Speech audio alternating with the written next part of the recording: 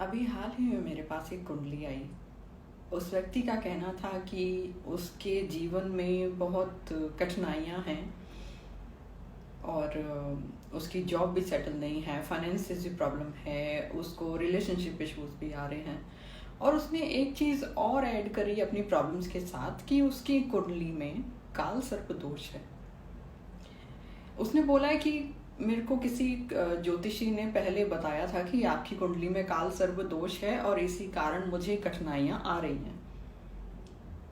And I was literally shocked after hearing this, because हमारे जो astrology के ग्रंथ हैं, पुस्तकें हैं, किताबें हैं, एस्ट्रोलॉजी के जो पिता कहे जाते हैं ऋषि पराशर जी, उन्होंने कहीं भी इस बात का विश्लेषण नहीं किया है, वर्णन नहीं किया है कि कोई काल सर्प दोष नामक चीज होती है।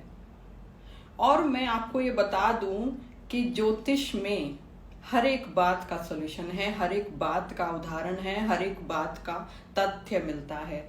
तो आपको लगता है कि इतने महान ऋषि, इतने महान ज्ञानी इस बात को भूल जाएंगे या इस बात को महत्वपूर्ण नहीं समझेंगे कि काल सर्प दोष को भी मेंशन करना चाहिए, बताना चाहिए? आगे जाके लोगों को प्रॉब्लम हो सकती है इससे भी। देखिए, समझने की बात यह है कि काल सर्प दोष होता क्या है। इसको हम ज्योतिषीय और साधारण भाषा दोनों में समझने का प्रयास करते हैं। ज्योतिषीय भाषा में काल सर्प दोष को तब बोलते हैं जब राहु और केतु के मध्य बाकी के सातों ग्रह आ जाते हैं। राहु और केतु एक दूसरे से 1-7 एक्सिस पे होते हैं। जो ज्योतिष का थोड़ा बहुत ज्ञान रखते हैं उनको ये पता होगा कि अगर राहु प्रथम भाव में है तो केतु 7th में होता है, अगर राहु सेकंड में है तो केतु 8th में होगा। इस तरह से 1-7 एक्सिस पे होते हैं। और बाकी के 7 ग्रह, क्योंकि टोटल 9 ग्रह होते हैं, 9 ग्रह होते हैं, बाकी के 7 ग्रह अगर उनके मध्य आ जाते हैं और आधी कुंडली खाली रह जाती है तो उसको काल सर्प दोष बोल देते हैं लोग आजकल। और तो और इस पर भी उन्होंने कुछ तार्किक लोगों ने, बुद्धिजीवी लोगों ने इसके ऊपर भी और अपनी रचनाएं बनाई हैं कि अगर कोई ग्रह उस काल सर्प दोष से बाहर आ जाता है, एक ग्रह या 2 ग्रह बाहर आ जाते हैं, तो उसको आंशिक काल सर्प दोष कहते हैं। तो इस प्रकार तो दुनिया के हर प्राणी की कुंडली में काल सर्प दोष है और हर किसी को काल सर्प दोष के कारण ही प्रॉब्लम्स होनी चाहिए। बाकी 6, 8, 12 और जो हम बोलते हैं कि 3, 7, 11, इनके कारण तो कोई परेशानी होती ही नहीं है ना? सीरियसली। और अगर नॉर्मल हम लैंग्वेज में उसको समझने की कोशिश करें तो काल क्या है? काल है समय। सर्प क्या है? सर्प है चक्र। या हम सर्प को कठिनाइयां भी बोल सकते हैं, विष बोल सकते हैं, विष रूपी कठिनाइयां। ठीक है। तो समय का चक्र जो थोड़ा कठिन हो सकता है। अब सुनने में बहुत साधारण सी बात लगती है क्योंकि जिसने जन्म लिया है उसके जीवन में कठिनाइयां तो रहेंगी। अब वो चाहे हम काल सर्प दोष से उसको जोड़ के देख लें या हम उनको नॉर्मल जीवन से जोड़ के देख लें कि जब तक जीवन है तब तक कठिनाइयां तो रहेंगी। तो मेरे प्यारे दर्शकों और मेरे प्यारे कंसल्टेंट के, मेरे जो कंसल्टेंसी लेने वाले लोग हैं, मैं उनको एक चीज बहुत अच्छे से बता दूं कि काल सर्प दोष नामक कोई भी मैं उसको नाम नहीं दे पा रही हूँ, नामक कोई भी एक इस तरह की लिटरेचर में, ज्योतिष से रिलेटेड किसी भी लिटरेचर में आपको ये जानकारी नहीं मिलेगी। ठीक है। और कोई भूला नहीं है इसको मेंशन करना, ये होता ही नहीं है। ठीक है। इसके लिए आपको सिर्फ राहु और केतु को समझने की जरूरत है, क्योंकि राहु और केतु ही तो फन फैला के और उसको जकड़ने की कोशिश कर रहे हैं ना बाकी सारे ग्रहों को। तो राहु क्या है? राहु आपकी अपेक्षाएं हैं, आपकी अटैचमेंट्स हैं, आपके निरंतर घटित होने वाले आपके लक्ष्य, गोल्स जो आपको शांति से नहीं बैठने देते, आपकी अटैचमेंट्स, आपके इल्यूजन्स कि मैं चांद पे जाऊंगा, चांद पे घर बनाऊंगा और उसको 2 करोड़ का बेचूंगा, ये राहु है। और केतु क्या कहता है? भाई धरती पे बैठो, प्राणायाम करो, सुबह जल्दी उठो, साफ सुथरा रहो, अपनी जगह को साफ रखो, डीक्लटर रखो। हर एक महीने बाद अपने घर को अच्छे से साफ करो। जिन वस्तुओं को आप यूज नहीं कर रहे हो, जो आपके काम की नहीं है, वस्तु, व्यक्ति, स्थान, उसको निकाल दो। वो कहता है केतु। और राहु क्या कहता है? मैं ये भी लूंगा, मैं ये भी लूंगा, मुझे ये भी चाहिए, मुझे ये भी चाहिए।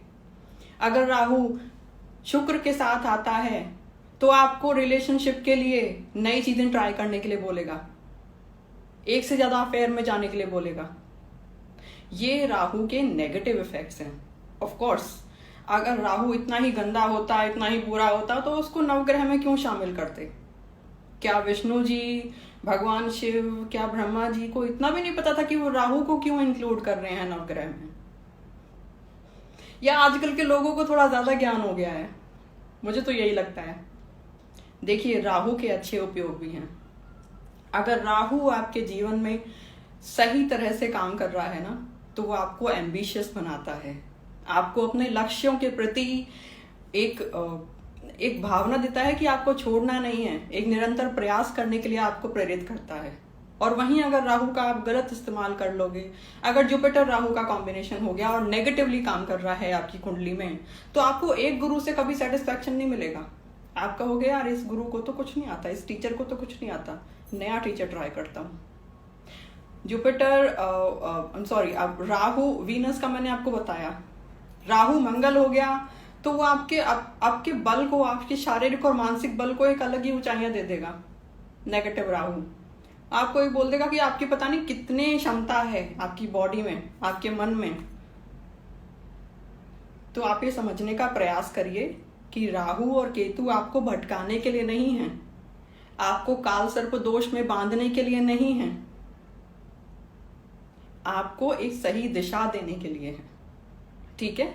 ज्योतिष में धर्म, अर्थ, काम, मोक्ष, हर त्रिकोण का महत्व है। कोई त्रिकोण भी ऐसा नहीं है कि अनावश्यक हो, कि जबरदस्ती घुसा दिया हो, ऐसा नहीं है। हर कोई त्रिकोण आवश्यक है, हर एक दिशा आवश्यक है। हमें उसको अपने जीवन में संतुलन बना के रखना है, किसी एक वस्तु की तरफ भागना नहीं है। और अगर आपको ये डर है कि आपके जीवन में कठिनाइयां ज्यादा हैं, तो आप विश्लेषण कराइए अपनी कुंडली का। और मैं आपको ये चीज बता सकती हूँ बहुत श्योरिटी के साथ कि 1st, 3rd और 6th हाउस से आपके मंगल का कोई ना कोई कनेक्शन जरूर होगा, क्योंकि 3rd हाउस हमारी शारीरिक और मानसिक विल पावर को दिखाता है। ठीक है? हम कितने सक्षम हैं उन कठिनाइयों से लड़ने में, ये हमें 3rd हाउस दिखाता है। और 6th हाउस हमें दिखाता है कि हम कितने डिटरमिन्ड हैं, कितने फोकस्ड हैं अपने लक्ष्यों की तरफ। तो मेरे दोस्तों, भाइयों, बहनों, काल सर्प दोष नामक कोई ऐसी वस्तु, कोई ऐसी लिटरेचर, कोई ऐसा ज्ञान नहीं है कि मैं आपको दे पाऊं। मेरे पास उस ज्ञान का अभाव है। आप प्लीज इससे डरिए मत। ठीक है? और इस चीज को दिमाग से निकाल दीजिए। कठिनाइयां हर प्राणी के जीवन में हैं, कोई उसके साथ जीना सीख लेता है, किसी के लिए थोड़ा मुश्किल होता है, पर जीना सब सीख लेते हैं। और अगर कठिनाइयां फिर भी हैं, आप कंसल्ट करिए मुझसे, या जिस पे भी आप विश्वास करते हैं आप उनसे कंसल्ट करिए। और तार्किक कंसल्ट करिए, उनसे क्वेश्चन कीजिए। ये नहीं कि उन्होंने कुछ बोल दिया और आपने बैठे बैठे मान लिया कि हाँ ऐसा होता है। ठीक है? तो अंधविश्वास मत रखिए, डिसीजन सोच समझ के लीजिए, विचार कीजिए। राम राम।